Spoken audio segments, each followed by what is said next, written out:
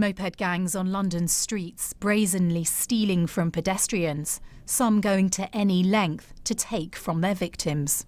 Indiscriminately, they assault and threaten innocent people, with the capital's busiest streets offering them rich pickings. I kind of noticed something moving out of the corner of my eye, and as I turned towards it, I realised it was a moped, but it still hadn't dawned on me what was happening. They snatched my phone and rode off down the road. It wasn't really helplessness for me, it was definitely anger. Hira was just one of many moped crime victims last year.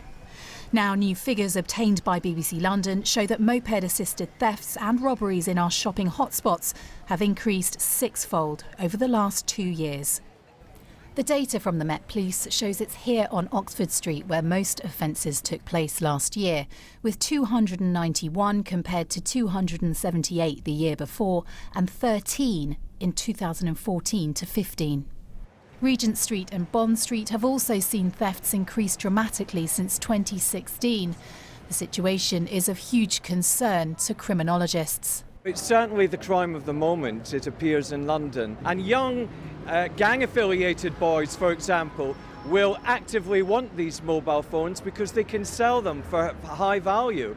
They can be decoded, they can be reused, so there's a profit margin to be made. Earlier this month, a 22-year-old man was stabbed after he chased down a moped passenger who snatched his mobile phone out of his hand on Oxford Street. But police and City Hall say intensive operations and new tactics in the West End have led to an overall decrease in motorbike-enabled crime since October 2017. So we've been working with the Metropolitan Police very hard over the last year to deal with moped crime and the snatches and the thefts that are happening on mopeds.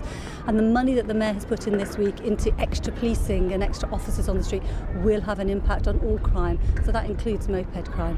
We've also been working in partnership, calling on the motorcycle moped manufacturers to do their bit to ensure that it's harder to steal mopeds.